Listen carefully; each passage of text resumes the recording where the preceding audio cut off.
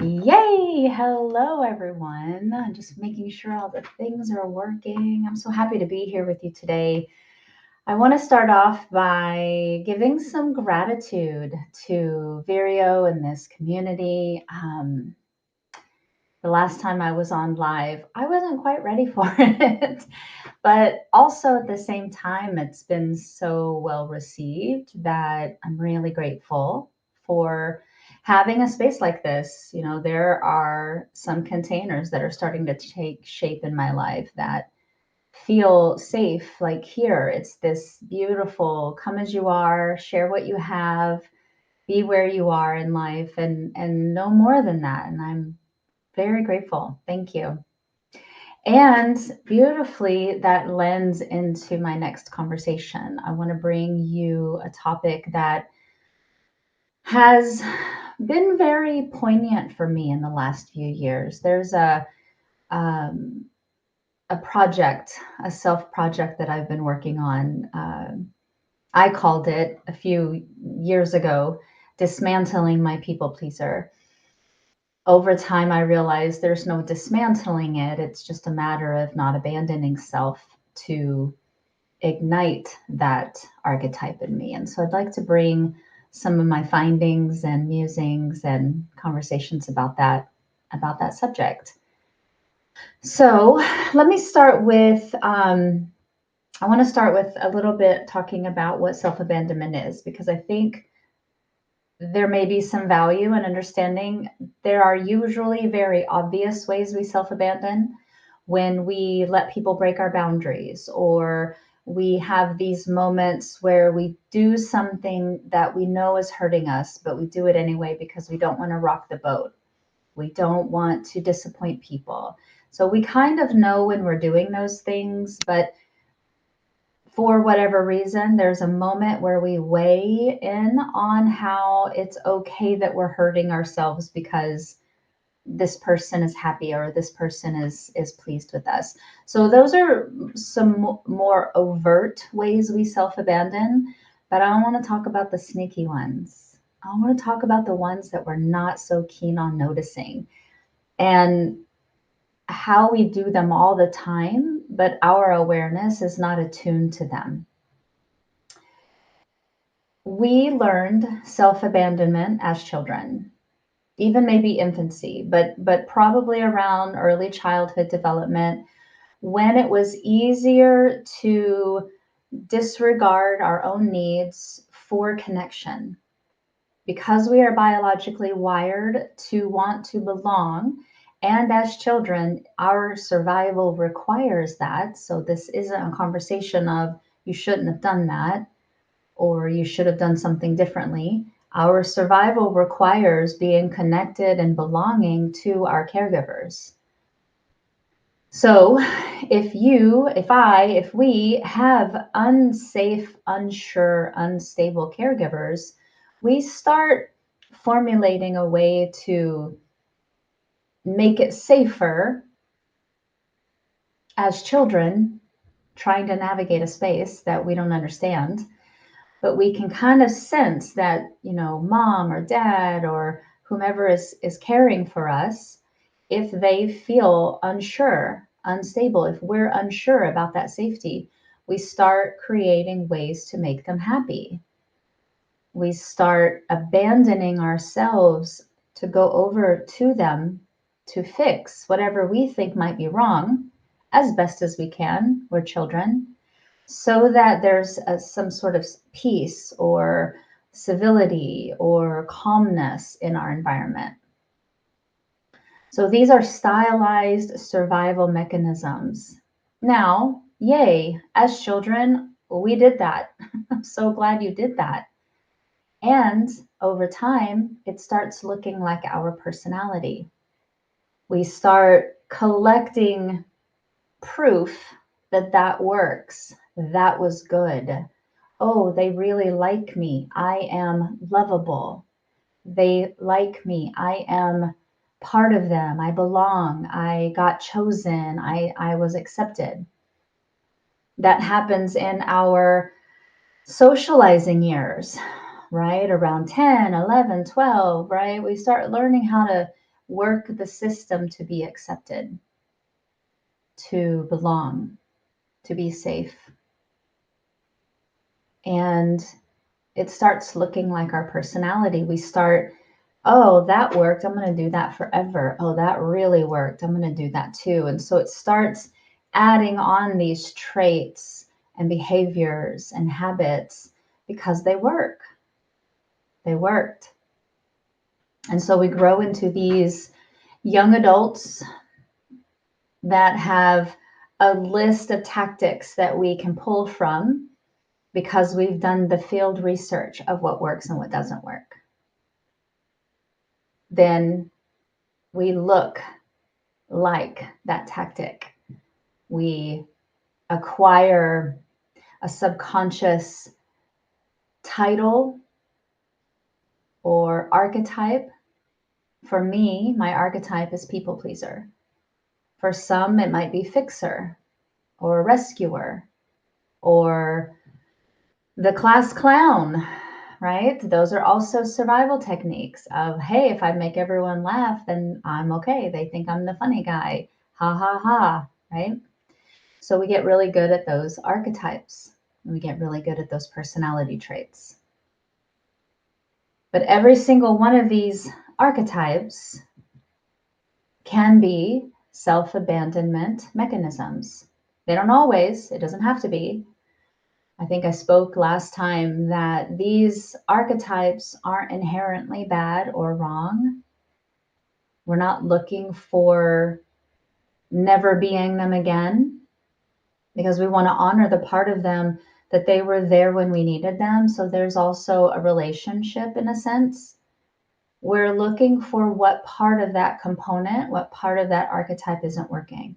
And so that's why I said before, like my quest in the beginning was to dismantle my people pleaser and cut it out like a tumor and get rid of it. I realized that's not how it works. It took me a little while, kind of get over myself and realize that's not actually how it works.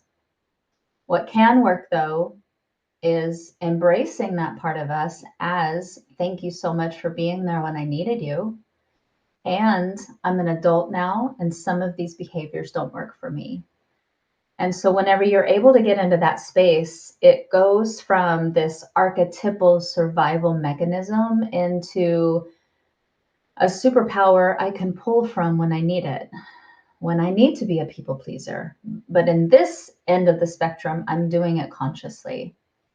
It's not at the cost of my own well-being, which is how it is on the end of this spectrum. So, right, we're not looking for what's right, wrong, good, or bad. We're looking for the component that doesn't work and how can we heal so that we're not doing that in a way that is harmful to us. So take a breath. I want you to take a really big breath around that. So that's just kind of, I don't know, throwing out some options for you. I'd love to hear in the chat, like, where do you see yourself having that survival mechanism? What do you call yours? Is it people pleaser? Is it, what are some other ones? The rescuer, the fixer, these are kind of the classics, but it can be nuanced. It can be peacekeeper, like if you were the peacekeeper of the family. Anything that has to do with you giving up yourself to please the people in the room so that you're safe. That's sort of the math of it. So if I do this and make them happy, I am safe. That's the abandonment. So I want to break it down. I want to break it down a little bit in what is the cost of abandoning self.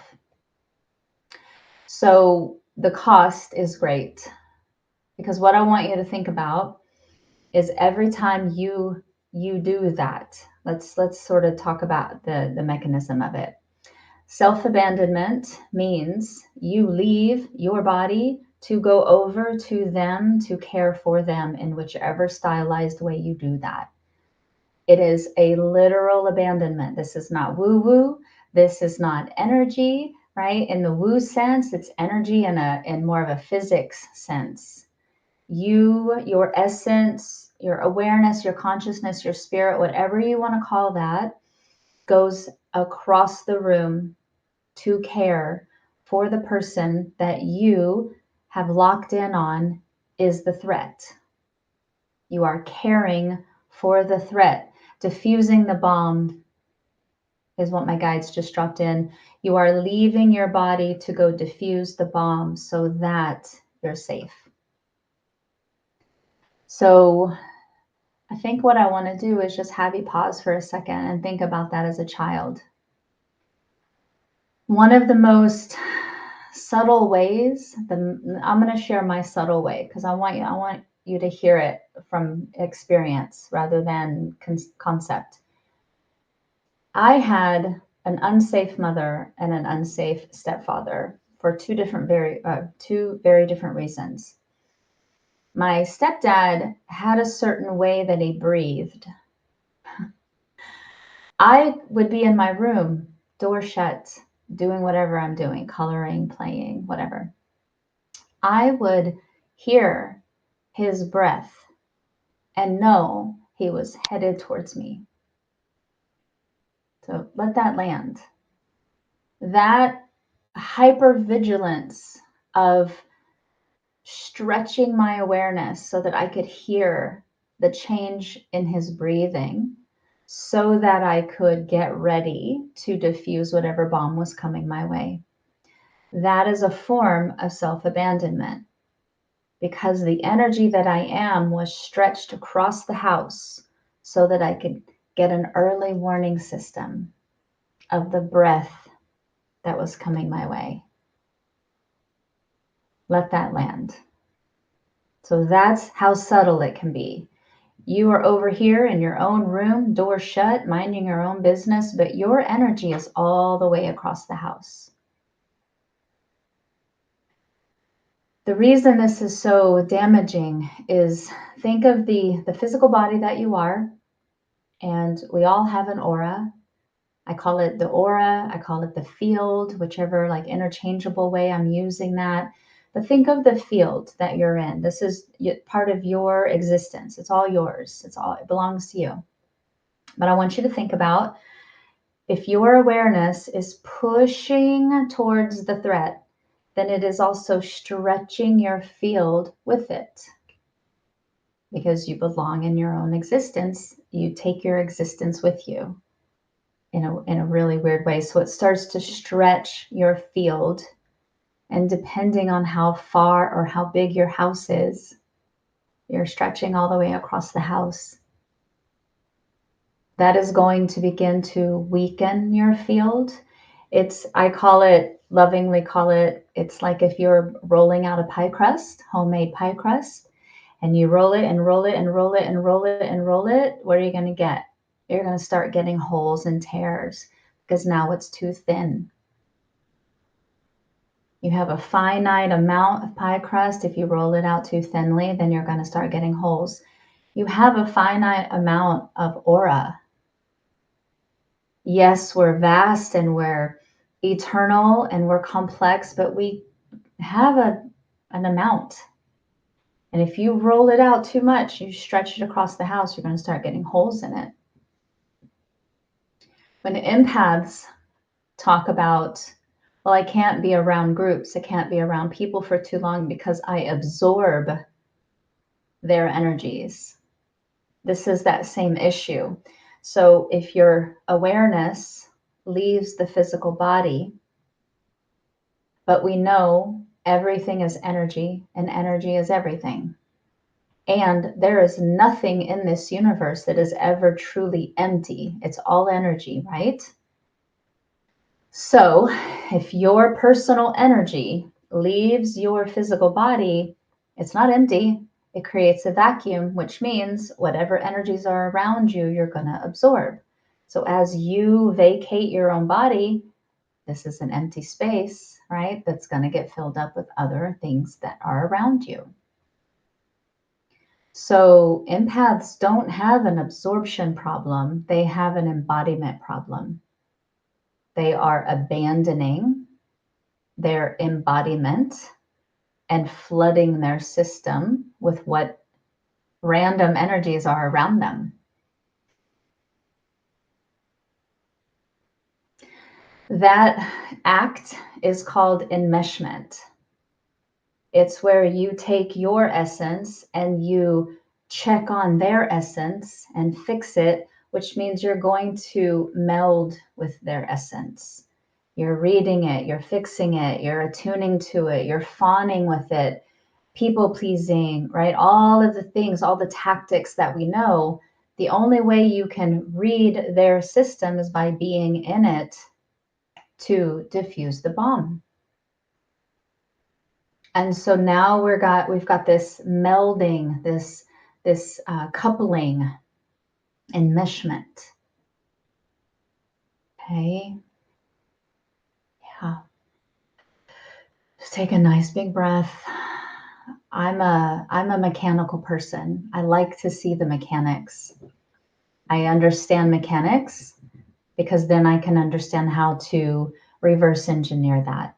So I can kind of feel, even if you're not even on the call when I'm live, I can tell that's a lot. So just take a breath. It's okay. We're doing it all the time. And I'm a firm believer that you have to see it to shift it. So we have to see this. Okay. So nice big breath. Okay. Okay. Here's my last. Here, we're going to bring it home. How much time do I have? Oh, we're so good. Oh, we're so good. Okay. So you're the child in the house with the threat, attuning your attention so that you can help diffuse whatever bomb that is for you. Learning these stylized ways of coping and surviving. Mastering it, by the way. Yay, you. You freaking got out of there. Bonus. And then it starts looking like personality. Okay. The reason this behavior worked but doesn't work anymore is because every time we do that, it's a micro self betrayal. We are essentially saying their well being is more important than my well being. Therefore, I will leave to fix them at the cost of me. That's what is being subconsciously spoken every time we do that. Okay? It's a micro betrayal. Hold that betrayal. Okay? Fast forward to adult life. We're on a spiritual journey. We're wanting to go into relationships. We want to, be, do, have in the world. But you don't trust yourself. You don't trust yourself to take those risks. Your intuition is trying to come in, but you don't trust it. The universe is supposed to have your back, but you don't trust it. So trust ends up being a very big catalyst for a lot of life lessons, but the trust is low because you betrayed yourself a billion micro ways. You see the math? See how it plays? So while we're out here trying to trust ourselves and trust our intuition and trust the universe, we secretly don't actually trust ourselves because we know what we did to survive. Now, consciously, I'm glad you did. But subconsciously, there's a part of us. It's like, yeah, I'm not giving you that really cool thing that you want because I don't trust that you're going to do well with it. So enter the saboteur. This is when people say, oh, I self-sabotage. This is why we self-sabotage, is because secretly we know we don't not deserve, but can't handle. We can't handle the truth. We can't handle the situation because we saw all the ways we never really had our own back. So there's a part of us way back in the storeroom back there keeping score. I remember all those times you gave more credit to their happiness than you did your happiness. Now, as children, again, that doesn't count. I'm talking about adulthood. Okay, we did what we did. We got out. I'm talking about more as an adult. So while everyone's running around trying to have all their dreams come true, not realizing why they're sabotaging, not understanding that they're betraying themselves and abandoning themselves, and then having no idea how to trust themselves. This is why. This is a very big deal.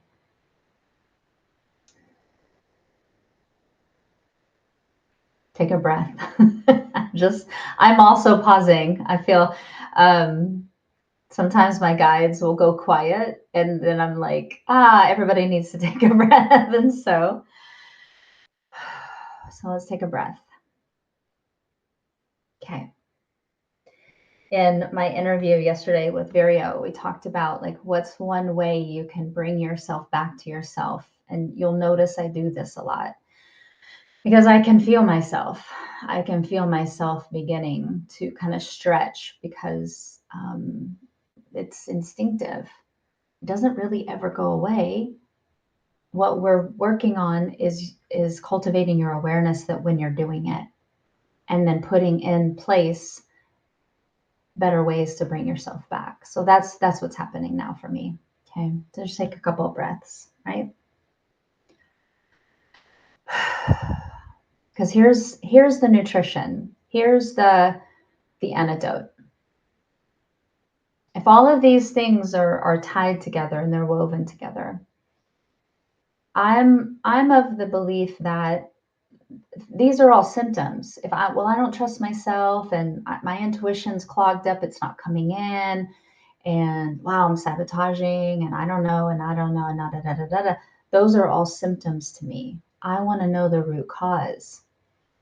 And so I'm like, yep, yep, yep, yep, yep, yep. And you pull them all down to one finite, like distill it down to a moment of, oh, am I home? Am I home? Am I an empath that gets overwhelmed easily? Oh, wait, I might not be home. Am I constantly judging harshly the ways I don't trust myself? Oh, wait, I'm not home. Because if we're home, we innately, perfectly, divinely already have all those things. We already have intuition. We already have alignment. We already have flow. We already are joy. We already are love. We already are these things. If I'm experiencing the lack of them, oh, wait, am I home? It becomes very succinct, easy. Am I home? So, what I want to do in my last few minutes with you, I want you to take a breath. I want you to put your hands on your chest. Even if you're not feeling activated by the conversation, I want you to experience it with me just to kind of experience is the nutrition, not the concept. Concept is first, experience is how we really understand. So, I would like for you to just do this with me. And what I want you to do is I want you to imagine, even if it's not true, your soul is across the room. You've dissociated, or you've abandoned, or you've gotten triggered, or you're even just a little uncomfortable and you're a little outside of yourself. Just imagine maybe even a time when you realized that was happening. Just remember, your body will remember. So just kind of imagine you're all the way across the room. And with your intention, with your breath, I want you to inhale. And when you do, imagine bringing that back into your body. So inhaling. And when you exhale, lock it in, settle it in, bring it in, like put it back in place. Okay. Take another couple breaths. Sit. I like to see my energetic self sit in my body the way I'm sitting in the chair. Like my soul is coming in and I'm locking it in. And when she sits, it just locks. So just feel that, okay? Just feel that sit down. Take your attention down to your butt in the seat. Just feel your butt in the seat. Feel the root. Feel your backs of your legs touching the chair that you're in. Feel yourself sit down. Take another couple of breaths. Good. What I love about this work is that it gets to be a small, consistent disruption that actually can keep you in. Keep's not the right word, but integrate your embodiment much easier than if you did something very active or kind of in that masculine energy. This is actually a feminine energy. It's bringing yourself back to yourself and welcoming her home. And then just holding her for a moment. So, part of this practice is getting really good at noticing when you slip out, when you start feeling a little stretched, when you start hearing people from across the room and then feeling that little panic of, oh no, that's a self-abandonment. Whenever you're wanting to tell your best friend, I'm so sorry I can't do that, but you feel that yes coming out of your throat because you're going to disappoint them, that's a self-abandonment. So part of the journey is noticing when that mechanism is happening because it's so slight and so mundane. We've done it for so long, it's just second nature in a way. So first, it's attuning your awareness that you even do it. And then second is calling her back in. Because let's reverse engineer what it means to be home. You no longer betray your well-being for the comfort of other people. So in turn, you have your own back. You're valuing self, overvaluing another. And it doesn't mean it's one or the other. It's just that in the self-abandonment way, we're valuing them over us. So now we're simply valuing by being in. When value begins to grow and accumulate, when our self-worth begins to feel really good, boundaries naturally occur. A side note, whenever people talk about boundary work, my first question is always, how's your self-worth? Because you can't have boundaries if you don't have self-worth. You don't hold them. They're performative. You fake it till you make it, great, but they don't stick because you don't have the worth in the backbone to hold the boundary. And so when people are like, oh, you just have to have better boundaries, great. How's your self-worth? You have to have the self-worth to hold the boundary, to believe that you deserve the boundary. You see the math? So your boundaries start coming in. They're natural, they're normal, they're easy. And so you have this really beautiful reverse engineering happening, this cascade effect of trust myself. I feel really good. I feel really aligned. Ooh, look at my boundaries. That's pretty awesome. Oh, wait, now everything's starting to flow and everything feels really good. And I don't need to be hypervigilant anymore. Ta-da! For anyone out there, I have a really beautiful embodiment quiz if you're curious. Specifically, if you're curious about your archetype and about your pattern, I have a quiz called the Embodied Pathway Quiz. The website is super easy. It's called takeherquiz.com. And I think it's like 9 questions, and it's going to give you your archetype, your patterns, and then some supportive suggestions specifically for you to help come back to self, some journal prompts, some rituals, some meditations. But start noticing your awareness and then come back to self. Disrupt that pattern. Everything happens right there. Thank you guys so much. I'll see you next time. Bye.